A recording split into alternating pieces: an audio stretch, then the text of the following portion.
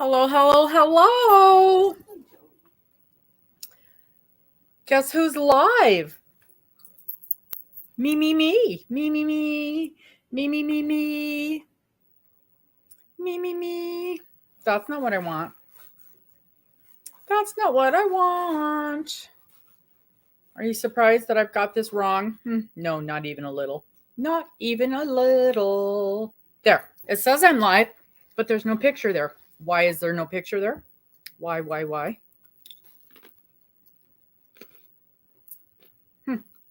That's weird. Come on, give me a picture. There we go. Now we're getting a picture. Okay. I don't want that either. How do I change that? Filter. There. Every time before a show, every single time I go in and I switch it to show all messages because it's set for top messages, which I don't understand. But anyway, it is. And I change it every single time. And every single time, it's there when I get back to it. So I have to change it again. Anywho, whoops, that's not what I want. There we go. Okay. I grabbed a Triscuit. I had to refill my coffee, and as I walked by, I grabbed I guess it's not a Triscuit. It's wheat thin. So I grabbed a wheat thin. Hello, hello. Hi, Paula. Hi, Carla. Hi, Susan. There's Miss Dana. I guess I'm not going to have to just chit chat on my own. You do anyway. I would have. So I was getting fuel. Oh, okay. Me too. I had to fill up my coffee. I was getting fuel. Yeti Nation.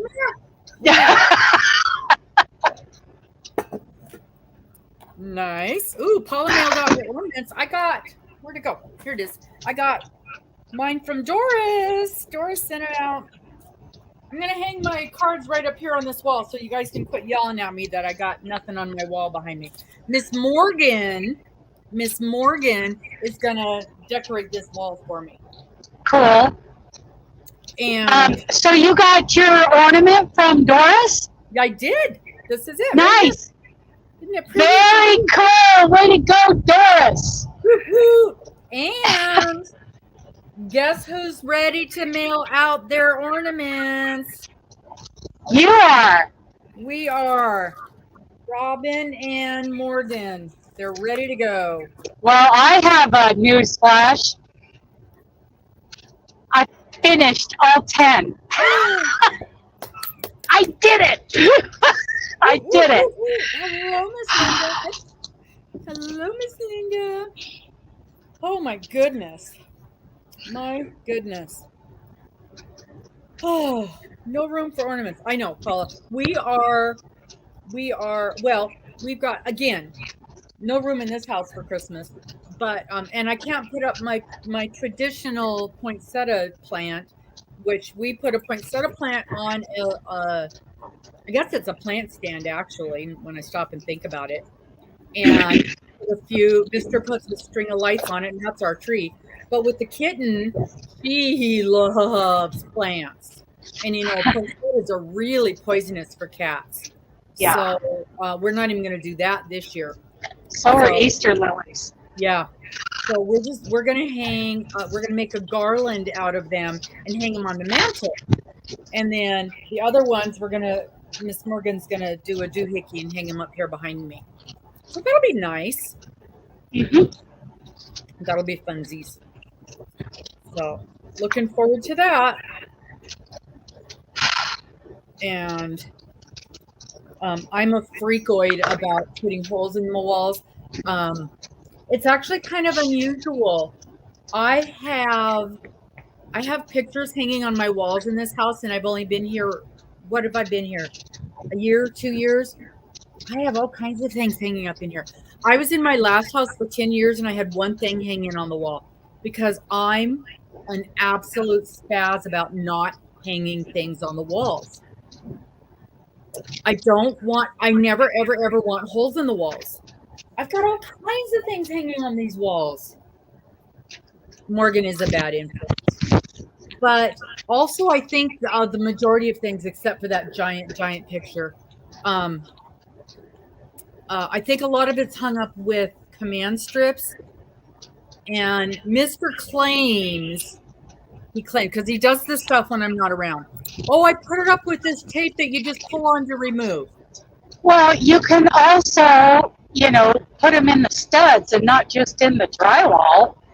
Yeah, I'm sure that's what happened. But there's still a hole. So you just take a little spackle on your fingertip and cover it up when you're done with it. Yeah.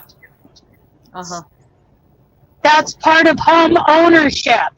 I don't like holes in my walls. In fact, when Miss Morgan moved in, before I knew her and was in love with her, that was one of the things that I actually wrote down on the lease agreement. There will be 0 holes put in the walls. And I told her, I says, I am an absolute freak about it. Mm-hmm. Mm-hmm. Because, Robin is a freak.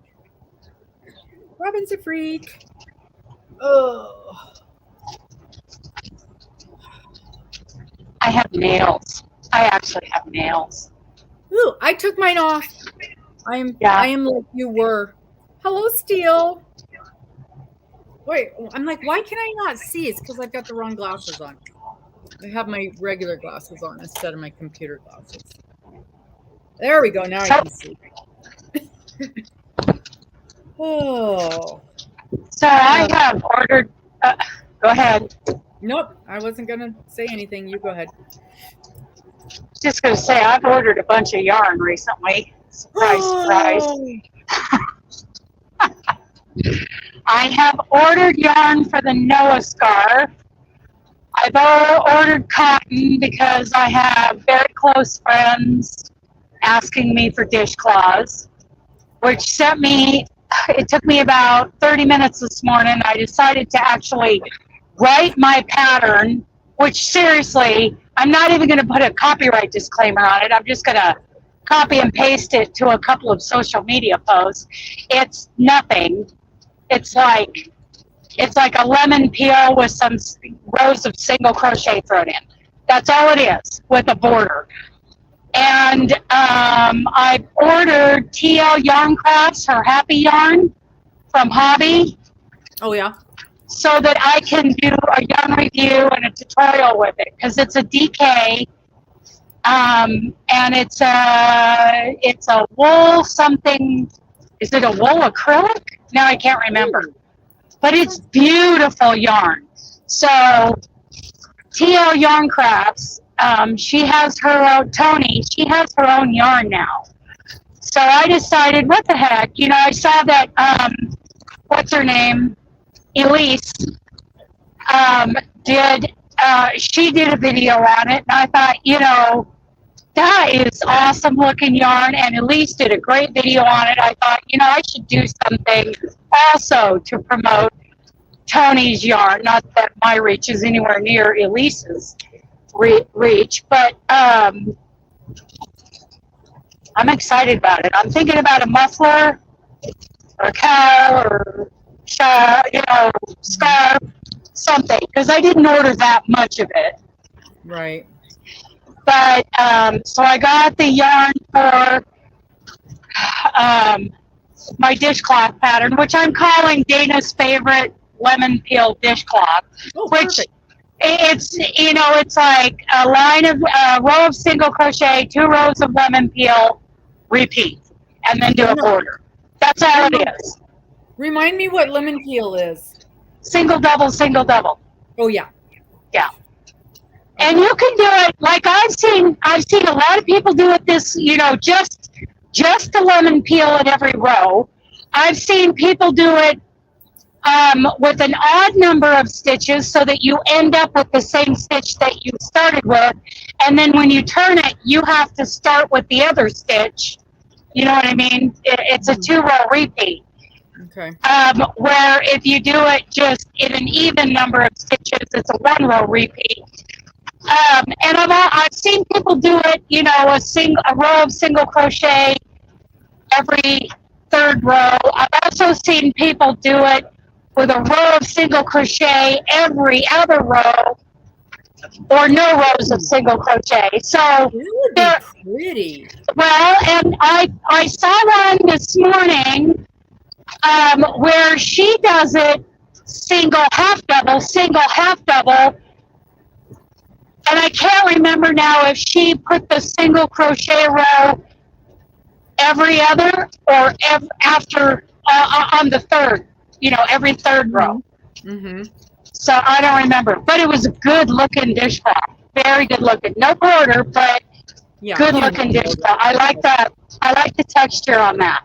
I like that idea because I'll tell you what happens when I try to do the lemon peel.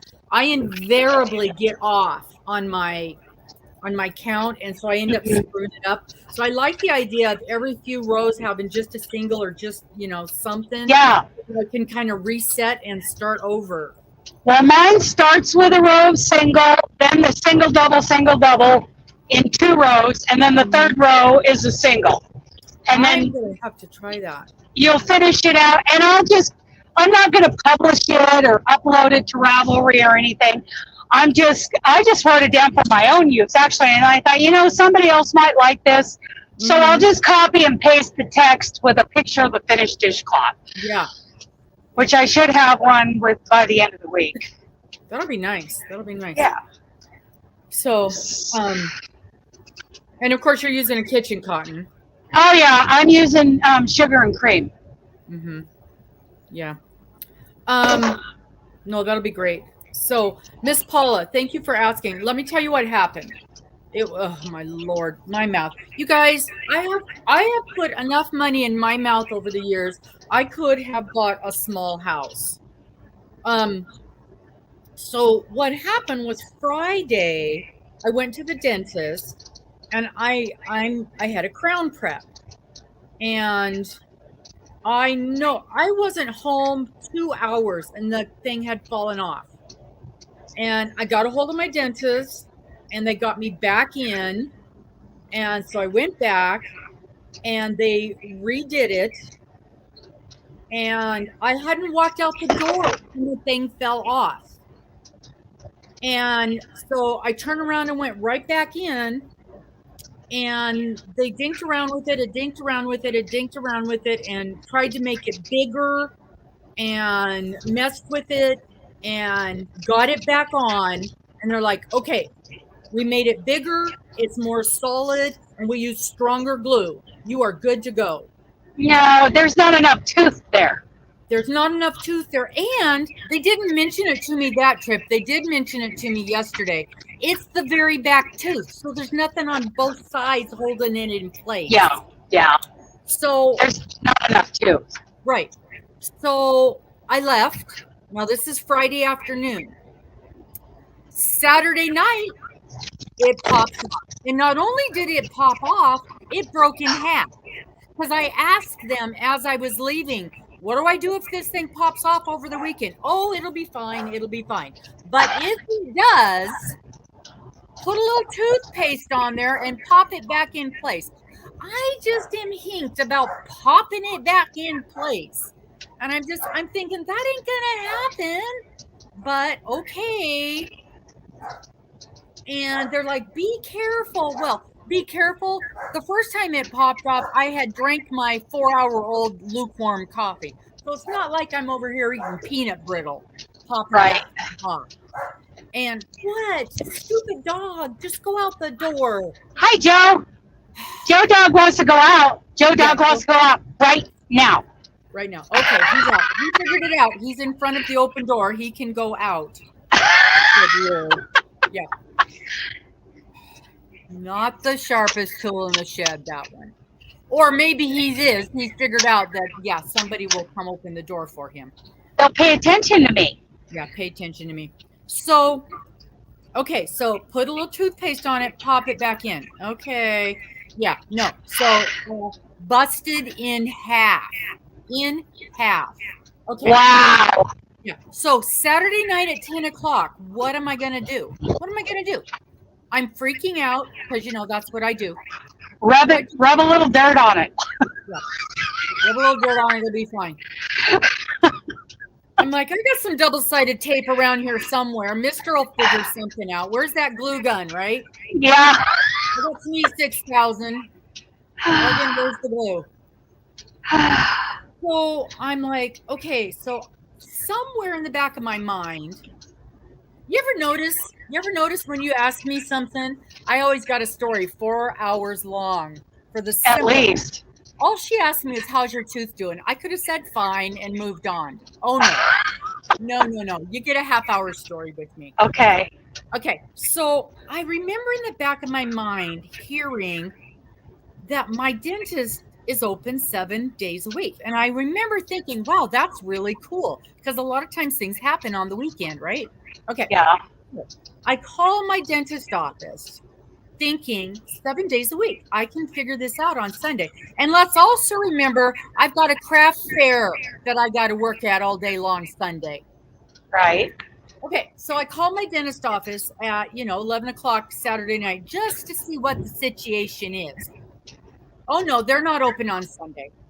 And there's also no emergency number to call to find out what to do. So now I'm really a little bit hinked out because time for a new dentist. Well, this is the new dentist, and you need another one. I really like him.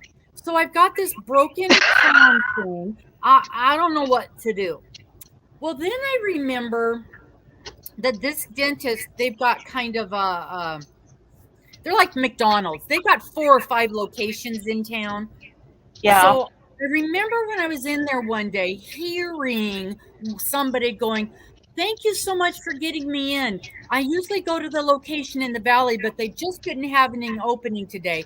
And my guy said, no problem. We see each other's patients all the time. So I call the valley location because that's where my craft fair is anyway, is way out in the valley. So I called their number. Again, this is 11 o'clock on Saturday night. I know nobody's answering, but I just want to know what their recording says. Hi, you have reached blah, blah, blah dentist. We are open some Sundays. Okay, good. If you have recently been seen by one of our dentists, please call this emergency number. If you're having a problem, please call this emergency number, which we frequently check. I'm like, perfect. I will call in the morning and see what's what. I have not seen their dentist at that location, but I figure they're all part of the same group, right? The same dental group. Yeah. Same name, same everything. So I wait till the next morning because all I want to know is, do I need to worry about this? This is an open tooth. Can I eat anything? Do I need to wait till Monday? What do I need to do? I'm not worried, but I just need y'all know, I need the information. That's how I roll. Okay. And it doesn't hurt. I'm not in pain. If I'd have been in pain, it would have been a whole different story. Okay. So here comes Sunday morning, 8 o'clock Sunday morning. Now I got to be at the craft fair at 8:30. So 8 o'clock Sunday morning, I call their little emergency number and I give them my little story. And I say, hey, I just need to know what to do. This is the emergency number that we check frequently. Yeah. Guess what I heard back from them? What? 4:30 in the afternoon. Huh. So either it was, oh crap, she's not really one of our patients. We don't want to talk to her, which more likely was the case.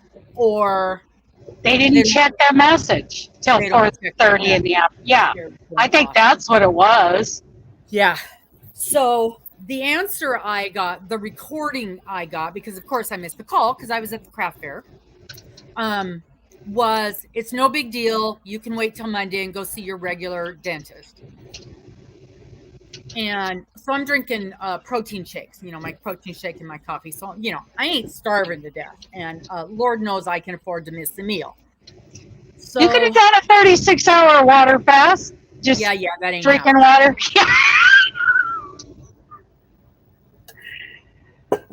Coulda, ain't happening.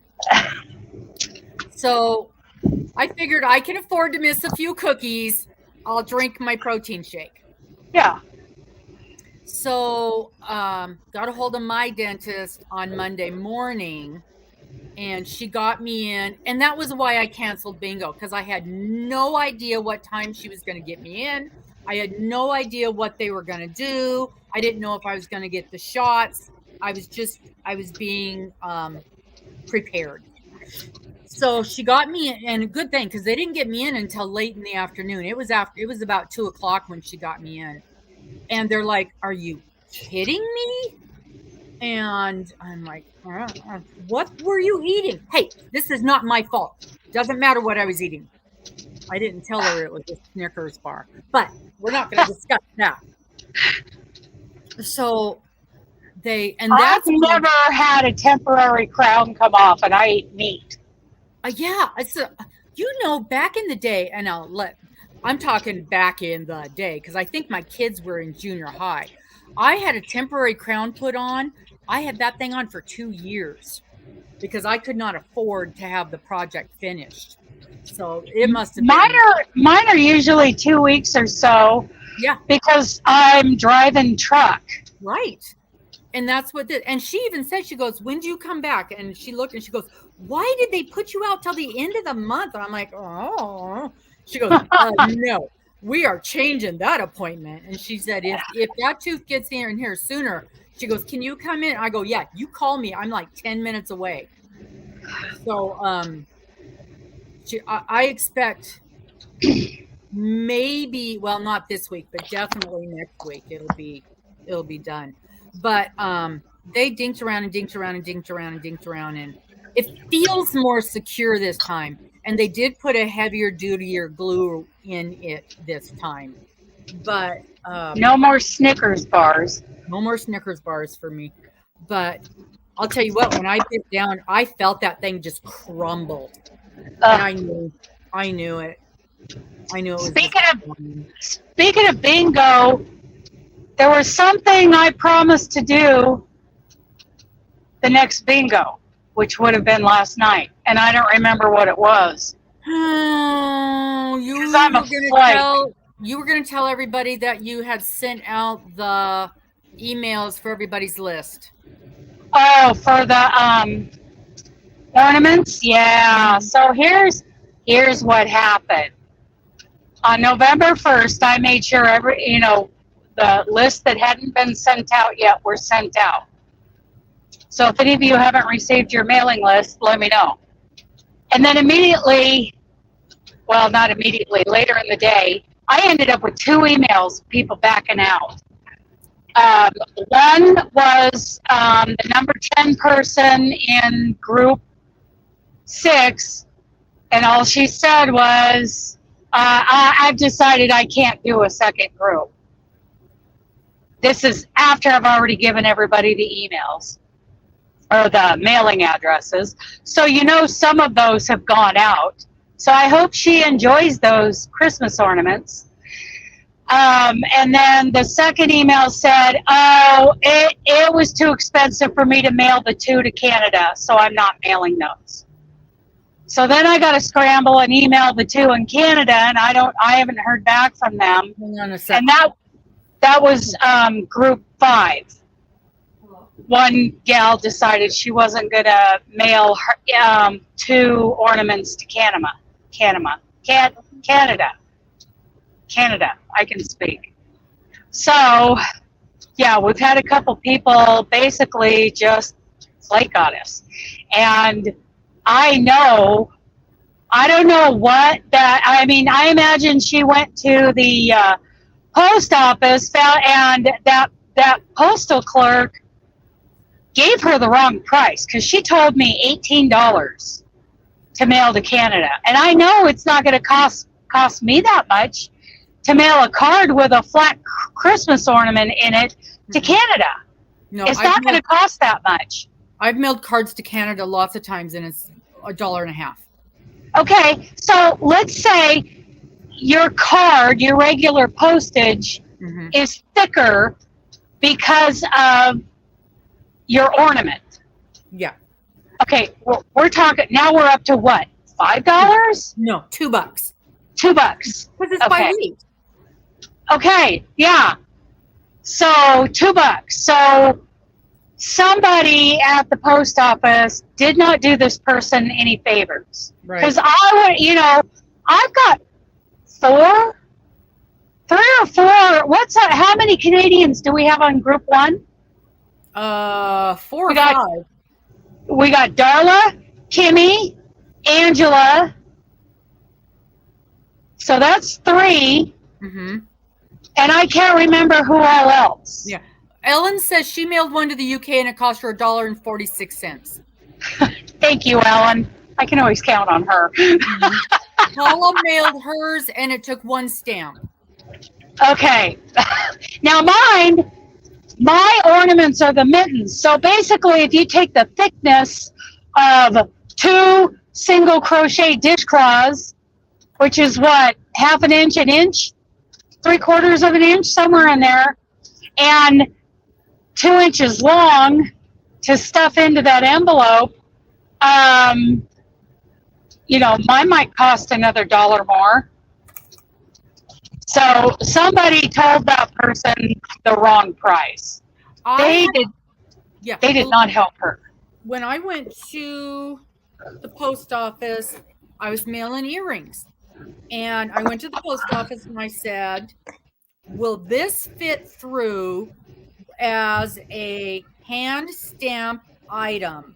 I know it'll cost a little more than a regular item. And she did thingy and she measured it through and she goes, it'll be $1.22. I said, perfect. The next time I went with the and it was US. It was US. And I said, I was mailing my crochet earrings. So, you know, that show you how thick they're. The next time I went, I got a different person at the post office. And I said, can you please mail this as a hand stamp item? And he goes, it'd be $4.50. And I said, no, this is being sent as a birthday. This is a birthday card. It's a thick birthday card. It needs to be a hand stamp item. Oh, okay. He goes, $1.22.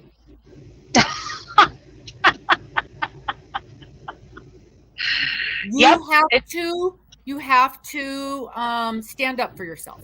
Yes, you do. What I'm talking about. Definitely. They, you know, it's like everywhere else. There's some people that are better than others. And if they're telling you $16 for something and you know that's not right, you need to ask them, is there another way that we can do this? Well, and also maybe she packaged them rather than putting them in an envelope with a Christmas card. And we've discussed that time and time again. I don't make these things flat so they can go in a Christmas card. Right. Because remember, at first I was going to make those ornaments. Yeah. Like bubbles. I went, oh boy. And then I'm like, oh no. Like Christmas tree balls. Yeah. No. Never mind. But there's plenty of cute little things all over the internet, not just on YouTube. Go to Instagram, go Google, Pinterest, all of them, and all your favorite, you know, crochet blogs. Go, you know, check them all out. And the other day, like we were talking, don't just look up ornaments, look up garlands, Christmas garland, because every one of those is an ornament. Buntings. You know, they do a bunting thing with these little, motifs. Any little motif you can miniaturize. You can take a motif that's, you know, 5 inches around, and you can use a smaller yarn or just mix it up some way that makes it smaller. Heck, you could send a 5-inch motif, put a chain on 1/4, and call it good.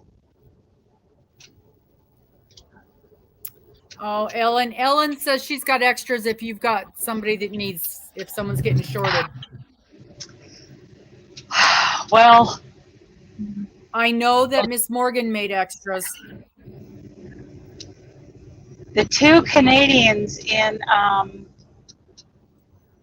Group 5 and everybody in Group 6. So that's going to be 9, 10, that's 11 ornaments.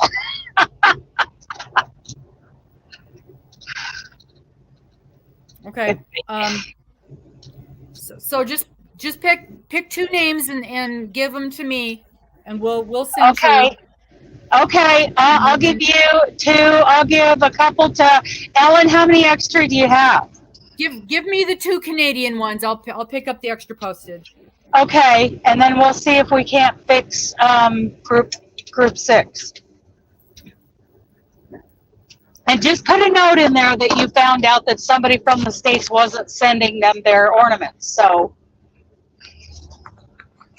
yeah, just explain why you're sending one to them. Okay. Probably, yeah. Don't expect one back, but nope. Like I need anything. Just extra. A gift. Mm-hmm. It's just a gift, yeah. And I appreciate you and Ellen doing that. That is awesome. Ellen, email me how many extra you have, and I'll give you some names. Yeah, send an email to Miss. If anybody in here who can send 1 or 2 extra. Oh, Ellen says she. What was the second group? Was it 6? Yeah, group 6. One person decided she's not sending to anybody else in that group. Ellen, is that the group you were in? Were you in group 6? She thinks that was her group. Oh, well, number 10 in that group. You're not number getting 10. Yeah, you'll only get 8. But number 10 in that group, her name was Gwendolyn, decided she wouldn't be able to do that was her second group. She had emailed me and said, hey, I'll do a second group. And I'm like, great, you'll finish out group 6. Well, and then obviously something has happened so that she had to email me back and tell me that she couldn't do group 6.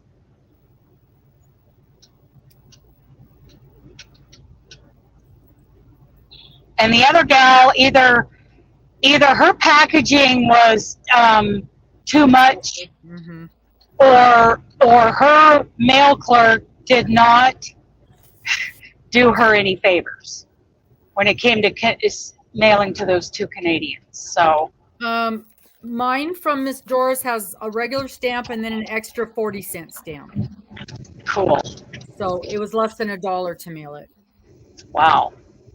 Way to go, Doris. Mm-hmm.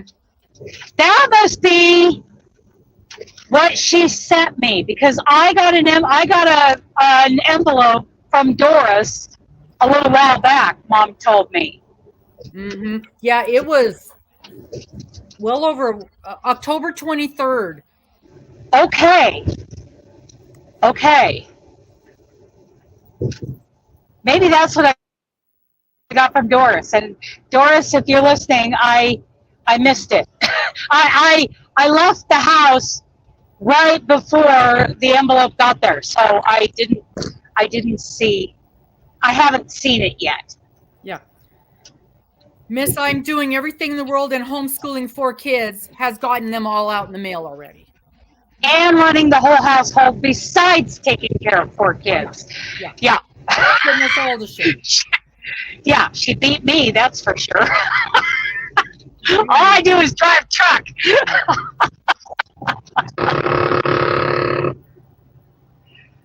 Oh, man. I got a lot of things going on. I've been working on my the beginning rows of the Noah scarf. I grabbed what was left. I have the leftover I love this yarn in here. It's leftover from the luck of the draw. So I started I think it was this morning. I don't know. I've blinked since then. I started working on the foundation row. just to make sure my counts were right. How wide is a scarf typically? Like how many inches? That's something I was going to look up, and I looked up and it was It depends. They've got skinny scarves. They've got, I would say 6. I would say anywhere between 6 and 9 is going to be normal. Okay, well, I'm doing a repeat of 18. It's an 18 stitch repeat, and I'm doing that twice, plus 3 stitches at the beginning. So 39 stitches across. That sounds about right. Sounds like plenty to me. Mm-hmm. Yeah. And I don't know why. Okay, so when I do a foundation row, I'm going to do like the first row is going to be like a single crochet chainless foundation, because I like the way those feel. I like how squishy and stretchy those are. But I want to put an alternative in there, you know, chain 40, and then skip 1 chain and single crochet 39 times back across, right? Mm-hmm. So why does that count never work for me? Why am I always short one chain? What the heck is wrong with me? Ellen, tell me what we're doing wrong. Every single time. And I even get to the point where I'm putting a stitch marker in the very first chain so that I don't miss it. So that it doesn't look like the knot. Mm-hmm. No, every single time I'm short a chain. Ellen, save us. Tell us what we're doing wrong. Oh, so Miss Ellen says she was in group 2, and then she was in that extra last group where there was only 3 yes, people. Where there were only 3 people. So she needs to email me and tell me how many names she wants. Is the very first chain counted as? Because there's 9. What's that? Is the very first chain counted as a stitch? Is that where you did it? Yes. Well, if I chain 30, and then I single crochet in the second chain from the hook, I should have 39 single crochets, right? Yeah. Yeah, I should. Every single time. Yeah. But I don't. I'm skipping a chain somewhere, or I'm losing count when I do my chain. Something is wrong. Well, it's like back to level 1. I always chain 2 or 3 extras, and then I can always pull out a couple, but it's hard to add them at the end. Right. Well, it's honestly one of the reasons I do a chainless foundation is so that I can count the actual stitches, and I avoid this whole circle with all these chains. Because if I'm writing a pattern, I have to tell them, chain 40, start single crocheting back in the second chain from the hook. And I have to do it myself to make sure it's right, but I can't do it. Lord. Oh my goodness. Do not know. You were talking to the wrong person. I screw those things up so many times. Oh my God. Speaking of screwing things up, I ended up completely tearing out the last section of my Christmas blanket. Oh, the watermelon blanket. We lost her. How? Why? What? Okay. She's going to have to come back and tell us that story. I call it the watermelon blanket because of the pink and the white in it. Just the colors she's using in that. To me, it looks like watermelon colors, which would also work really well for Christmas colors. Let me see if I can see. I don't know what happened to her. Can you guys hear me? Because let's see. Hi, Susan.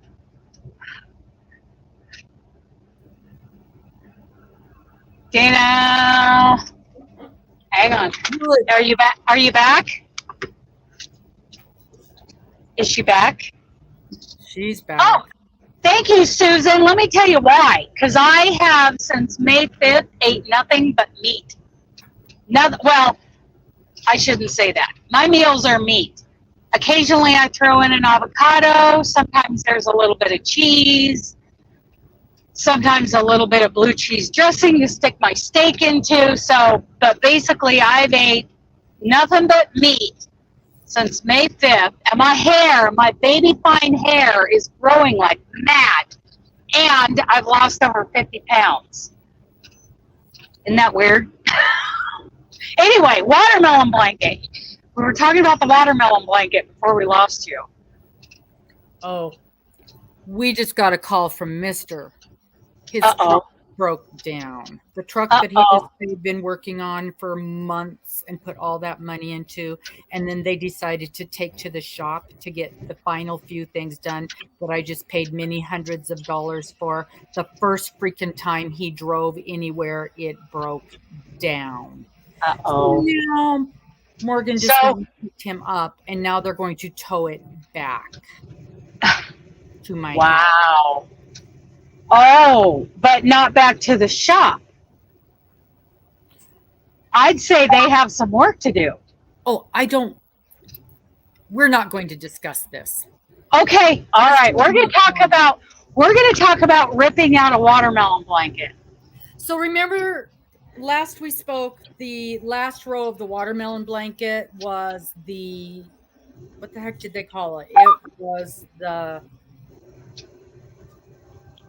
what the heck was it?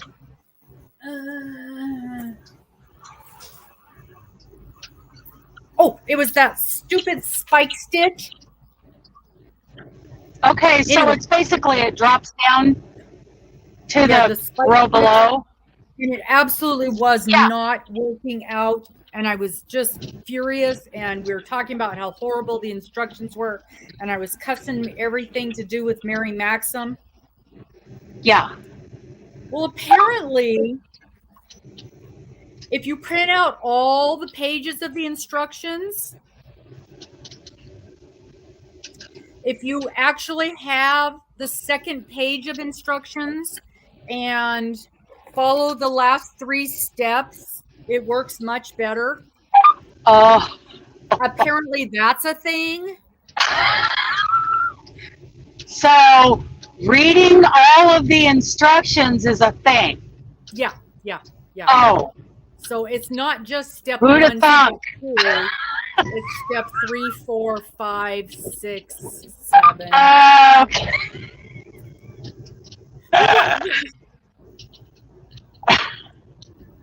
Maybe if they're going to have 7 steps to one thing, it will say continue after the second step when they're going to split it between multiple pages or something like that. I don't know. Page numbers?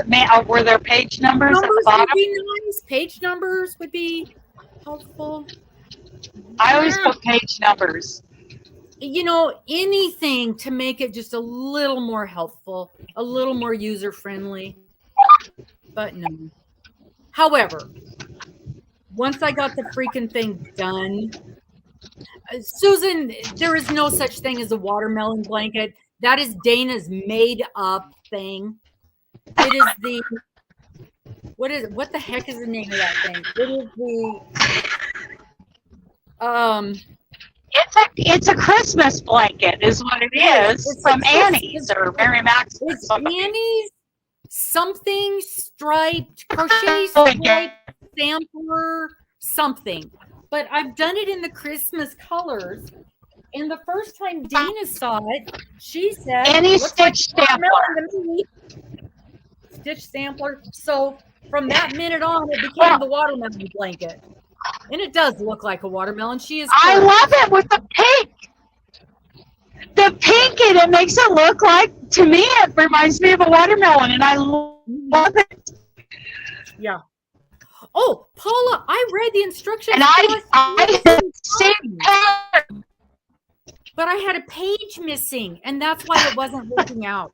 I'm like, there's not enough steps to this thing. There has to be more to it. And as always, it was operator error. It is almost always operator error. But in addition to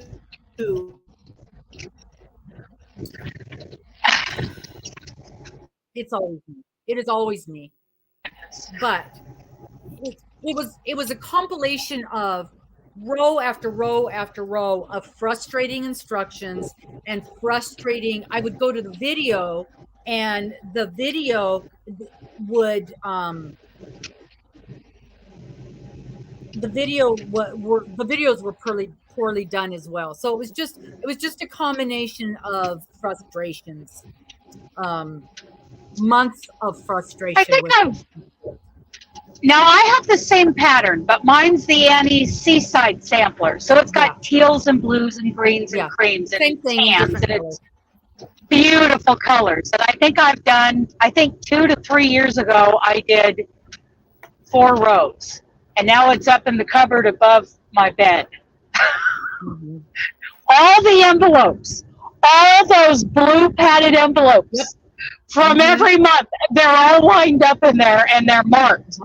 Mm-hmm. What, part, whatever. They're all, I wrote on them. It used to be like that. Oh, and okay, I have to tell you guys. So you've heard me talk about the nightmare of a mess of my craft area, right? And it had gotten so bad that I could barely even sit down on my couch, right? Bouncy bridge, bouncy bridge, bouncy bridge. Sorry, I'm on the bouncy bridge. Yeah. So everybody, hang on. Everybody, hold on. Hold it. Put on your seatbelts and maybe your helmets. Hi, Miss Sherry. So,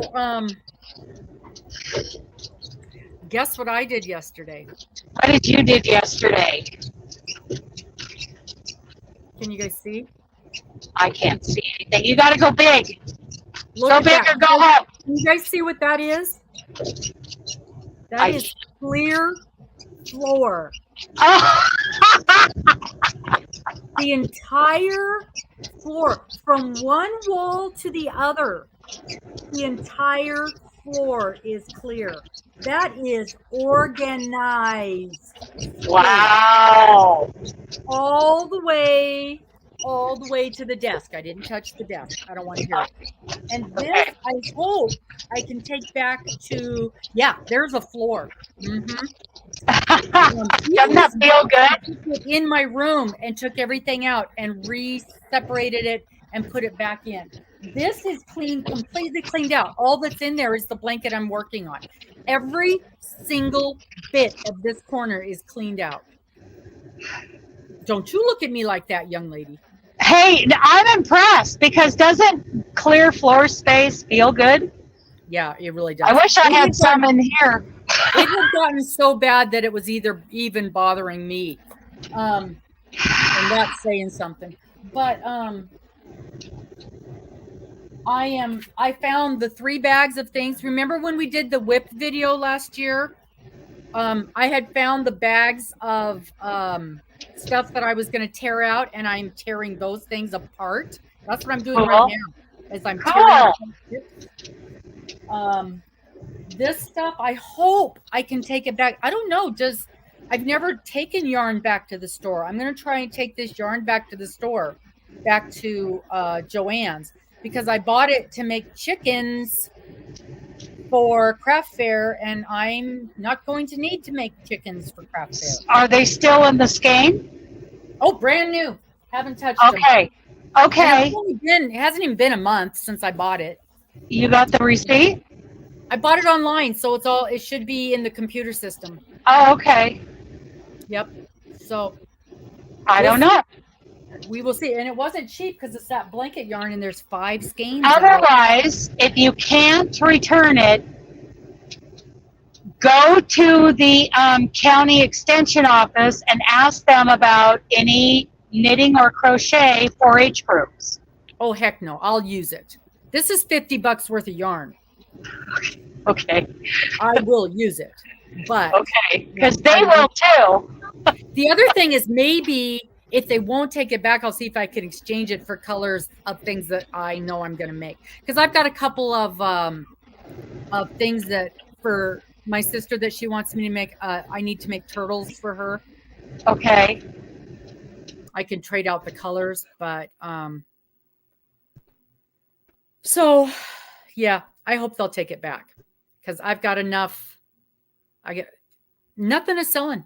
It's the most bizarre thing. Nothing is selling. Yeah, Sherry, that's what I'm hoping. I'm keeping the white one because I can use white for whatever. But these ones are so specific for chickens. That's all I can see when I see those colors. And probably I could use it for something else, but that's all I can see.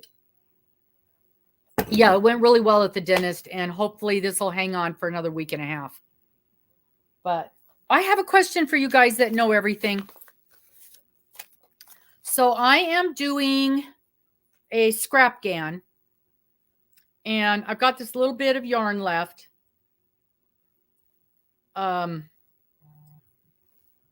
And it's got a tiny, I was really surprised about this. It has, it has 10%, 19% wool. It's acrylic, cotton, well, it's also got 10% alpaca, but it's got 19% wool. But it says hand wash, lay flat to dry. So I'm putting this in because I was going to put it in my scrap GAN, and then but the rest of the scrap GAN, I'm pretty sure is all going to be regular throw in the washing machine. And I'm wondering if this tiny little bit is really going to be that big of a problem if it ends up getting washed. What do you think would happen? Otherwise, I'm just going to end up not using it in there. I hated this yarn anyway. So what happens if something that's supposed to be hand washed gets machine washed? So is it just kind of, I don't know. What happens? Tell me. I'm trying to put this in my scrap can, or should I just, I don't know. What do you think? If I taint my, great, no. I thought I was going to lose meat.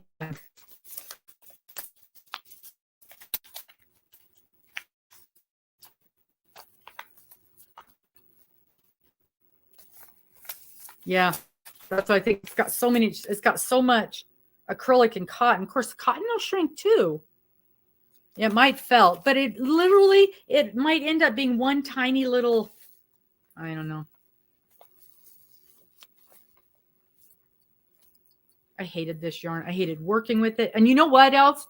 I just remembered the other reason I didn't like it is it breaks so easy.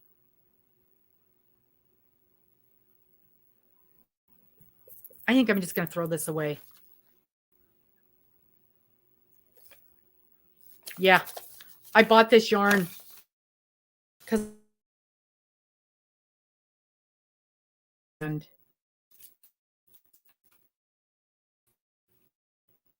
boy, we've been issues. We've lost Dana. She's trying to get back in. And now I'm trying to get lost. But I remember the heck out of it. And I fought and fought with it the whole time. I'm just now thinking, it's got 19% wool and it says hand wash plate to dry. And I was going to add, this is the last bit. I was going to add it to my GAN, but the rest of my scrap GAN,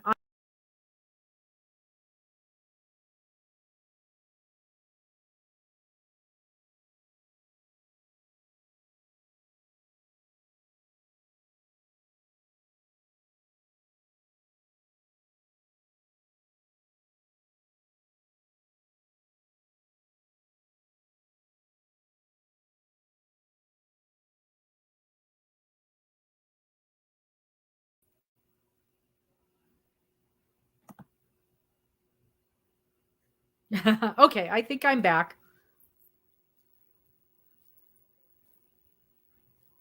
I think I'm back. We're still trying to get Dana back.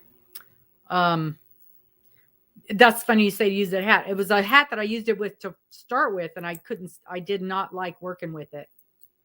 And I can't even use it as a string because it kept breaking the whole time I was using it. I hated this yarn.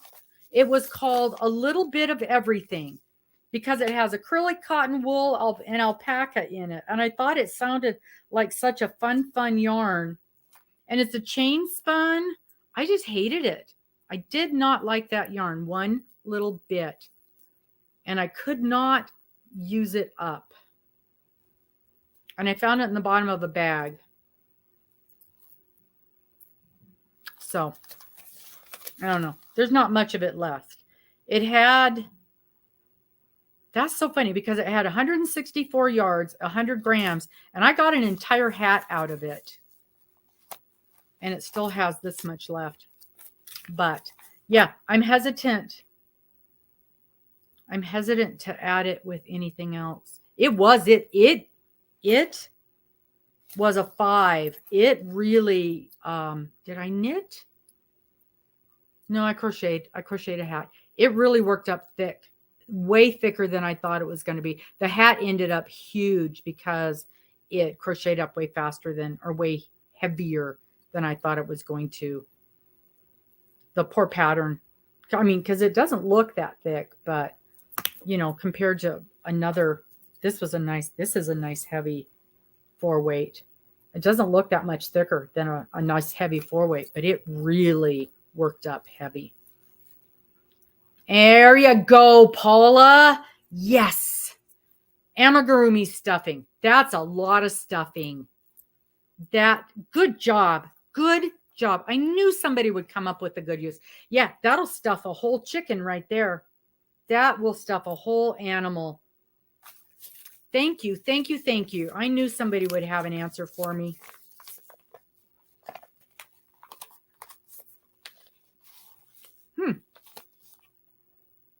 I wonder how it would have.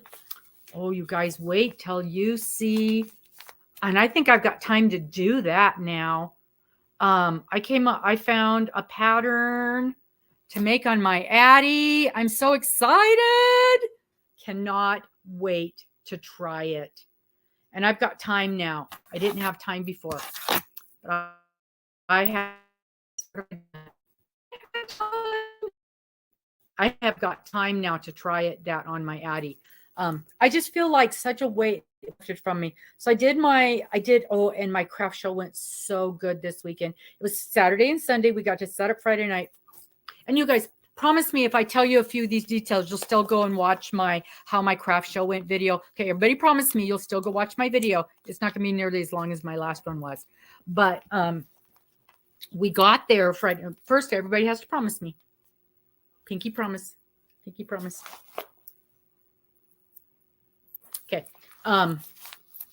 We got there Friday night to set up. And we already knew we were going to do a different configuration because the gal that I go with, I'm so glad I've got her to go with. It makes things so much nicer. But she needed more space. And honestly, we split the cost. So she deserves more space. But so we already knew we were going to do a different configuration. And so I just set up on Friday night, and then she shows up Saturday morning, takes her 15 minutes to set up.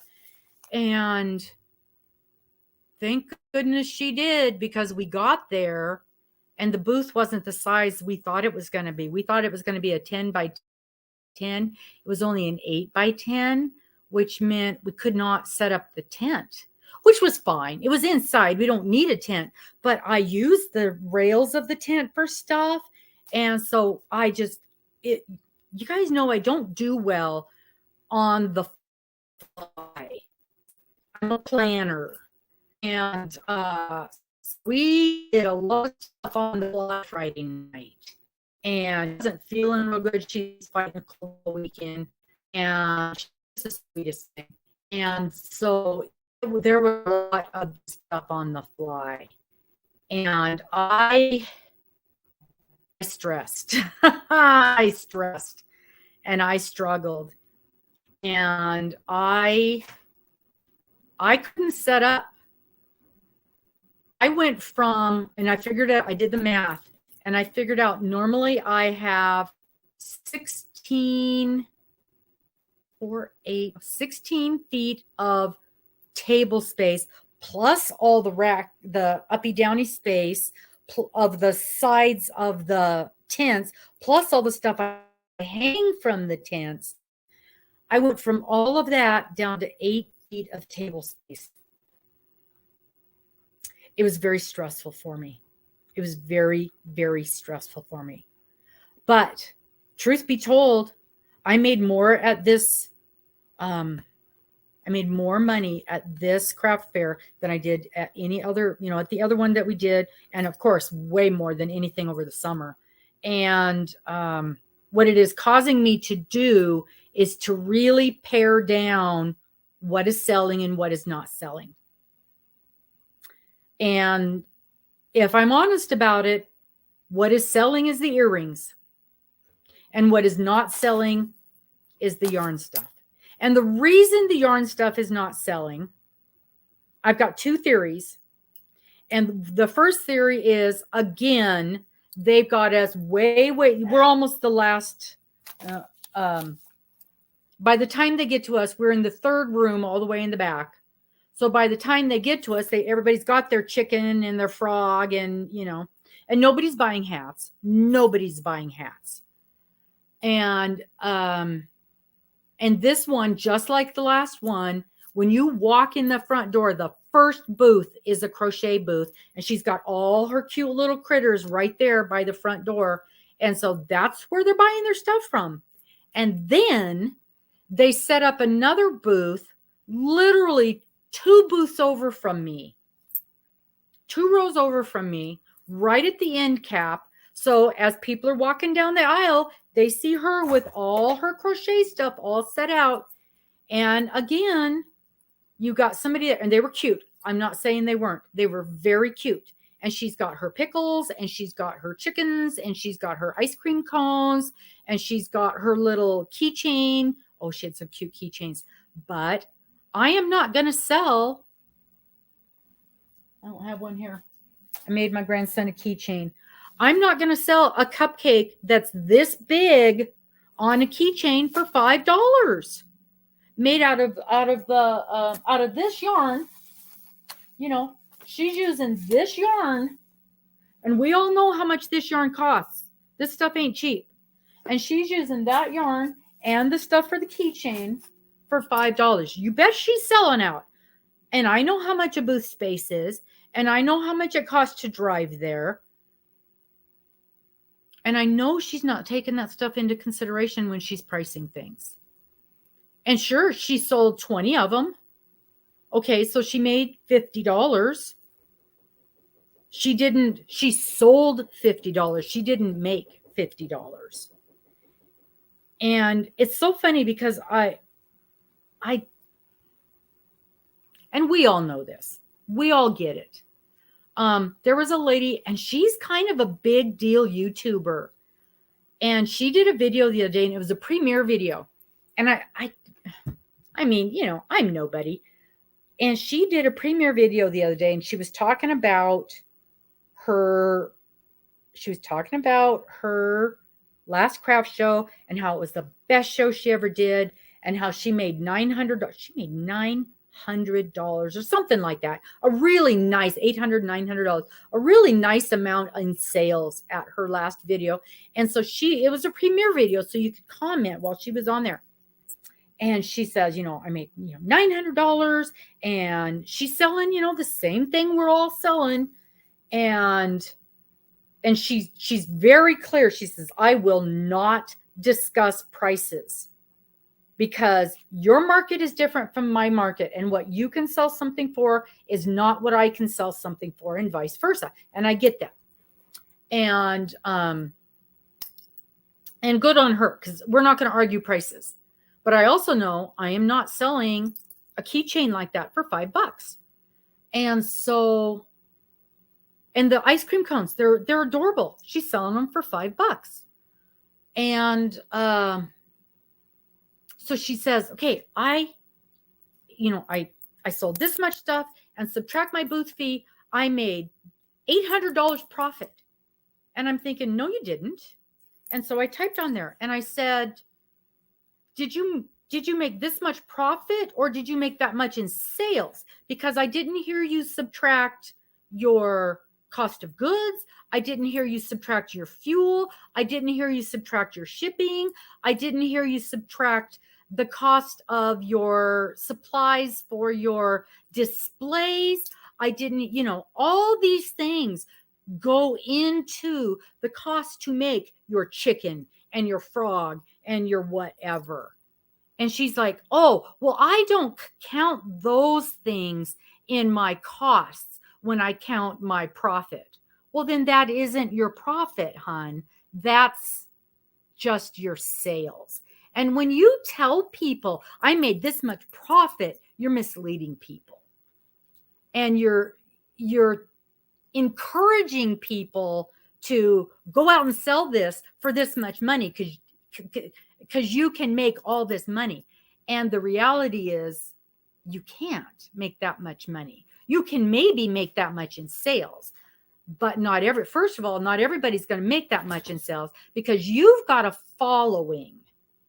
And whether it's fair or not, or whether it's true or not, if I'm selling this chicken for $15 and nobody knows me, and you've got a following of 10,000 people, and somebody sees you at a craft fair, they're going to run over and buy that chicken from you for $15 because then they can tell people, I bought this chicken from so-and-so.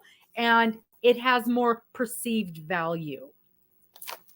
And yeah, it might scare her how little she actually made. And so this table 2 booths over from me, who's selling an item for $5. And I was a little jealous all day long. I watched people go over and buy an item from her that I knew she wasn't making any money at. And I also knew what it costs. I know what the costs are. And I had to tell myself, let her run her business the way she wants to run her business. I'm not going to give away my product. I'll give it away to you guys. I would much rather have this chicken and give it to you as a prize than give it away at a craft fair to somebody who doesn't appreciate the value and the work that went into it. You know what I mean? I know that sounds silly, but that's the reality. Yeah. That's right, Sherry. She probably made $1 off of those items. And there's no possible way we can build this into it, because as much as we tell ourselves we have to pay ourselves, we were there on Saturday, I was there from 7 a.m. till 6 p.m. So that's an 11-hour day. Just Saturday. So they're, 10, 20, almost 30-hour day, almost a 30-hour weekend. You can't pay yourself for that time. It just doesn't happen. It just doesn't happen. So, so that's one thing I have figured out. Yes, it doesn't value it. So I'm also going to these craft fairs, and everybody is selling chickens, and everybody is selling leggy frogs, and we're all selling the exact same thing. So I'm not going to do that anymore. I'm just not.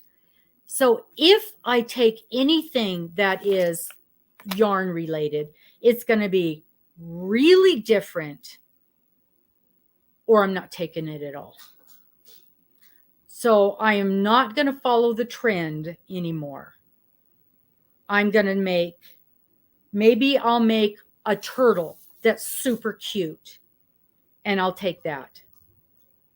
maybe, or these things that I told you that I'm making on my Addy, I have yet to see one at a market. And if I get that done and I take it, but I know it's going to take a ton of work, and I know what I'll have to price it at, and I know nobody will pay for it. We'll see. We will see. Do you know? Okay, talk about pricing. There was a gal there yesterday who was making, I call them stuffies. I call everything a stuffy. So a full size, this big crocheted doll, for lack of another term. Oh, here's the other thing that just annoys the heck out of me. I am so careful not to do anything that is a licensed item. So let's say a Spider-Man, right? We are not allowed to make and sell a Spider-Man, right? We all know this. Nobody cares at these things. Nobody cares. Okay, so there's a gal there with the booth, and she's got Spider-Mans, and she's got all of those superhero characters. They're this big. You know how much work goes into something like that, right? $15 she's selling them for. $15? Are you kidding me? Why would I even try to compete with something like that? It is not even worth my time to compete with something like that. And when people do that, it devalues everything. I'm not going to do it anymore. I am not going to do it. I am not going to kill myself to take the hours and hours and hours of work that it takes and the massive amount of yarn that it takes to sell something for $5 or $10. It's just not worth my time. So, yeah, exactly. No, I could tell they weren't. I could tell they were handmade. Thank you, hon. Mm-hmm. So I absolutely could tell. In fact, when I saw the little guy, he had 3 of them in his arms. And I'm like, oh, those are super cute. Can I see it? And he handed it to me to look at. And I'm checking this thing over. It was not well made. I'm not going to bash anybody, but it was not well made. It was made out of very inexpensive yarn. I mean, it wasn't one of these beautiful plushy ones and I've seen some beautiful plushies made. But it was handmade by someone. So, but I'm not going to take the hours and hours that it takes to make these things, to sit there and then have somebody sell one for $5. So, I'm going in a different direction. I made money. I'm very happy with the amount of money that I made from my booth. I sold 1 crocheted item the entire weekend, 1 chicken the entire weekend. That is not a win as far as I'm concerned. So I did not eat, and I was surprised. I fully expected that the Sesame Street hats would sell. Not one. Not one. And I really expected those to sell. And I'm selling them for $25. I do not think that is, I don't think that's high. There were other people that are selling hats in the 20, and thankfully the $10 hat lady isn't there, but she's selling hats for $20, and they were made out of that velvet yarn. I don't have, this stuff, oh gosh, that's beautiful. I love that yarn. And that's the same price that in fact, my velvet hats are $18. So, they're right in there. Hers has a palm, mine does not. So I think that's appropriate. I didn't see anybody buy any of her hats either. Nobody's buying hats. And it's cold here. It's hat season. So I don't get it. I do not get it. But that's what I have decided. Tell me what you think. Am I on the right track? Yeah, booth location 100% matters. And it was the same thing at the last booth. The only person I saw selling anything was the lady right by the door. Yeah. Yeah, if you can get your material costs back, you're doing good. And that's honestly all I'm trying to do. I am not bitter. I don't mean to come across that way. Again, you've got to know your market, you've got to know your people. This was not a poor neighborhood. This was a very well attended market. Very well attended. There were almost 200 booths there. There was a lot of booths.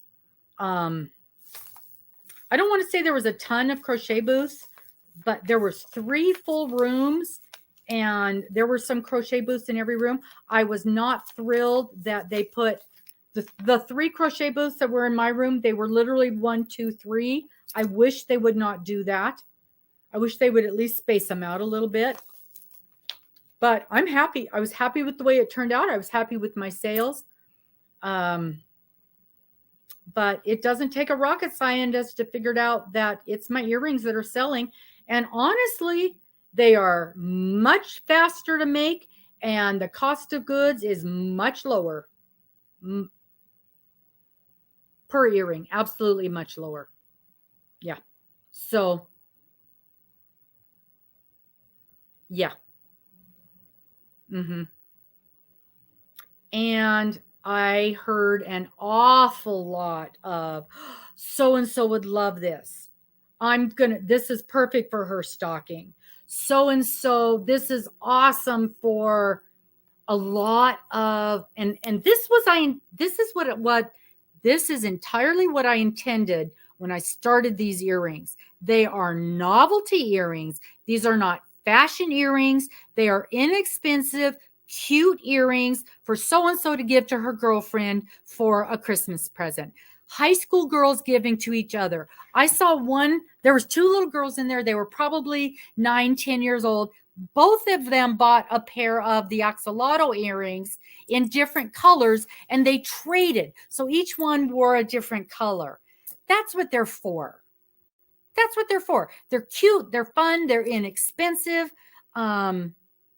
So a lot of teachers bought one pair for dress-up day. They're to wear on vacation. These are fun, inexpensive, under $10 present to give to somebody. This is a stocking stuffer. This is a birthday present. This is to top off just a little something extra. This is a cute little Christmas whatever. You're not spending $25. You're not spending, whatever. It's just a little extra something, an under $10 gift. And that's what it was intended for in the first place. And it's working. It is working for what it was meant to be. So, I found my niche and I like it. So, yeah, the axolotls, man, they are flying off the shelf. I got to get more of those. I got to make up more of those. I cannot believe how many of those sold. Cannot believe. And I knew when it took me a while to find a reasonably priced charm that I could make into them. But when I did, I lucked out. Okay, guys, it's way over time again. I got to get to a class and we will see you next week at bingo. Sorry about that. Stupid dentist. Not stupid dentist, stupid tooth. What is this? Thank you guys so much for joining in and listening to my rant about craft shows. And we all know craft shows are a crapshoot. But I'm looking at the spring ones. So obviously I have not learned my lesson. We'll see you guys later. Bye-bye. Thank you.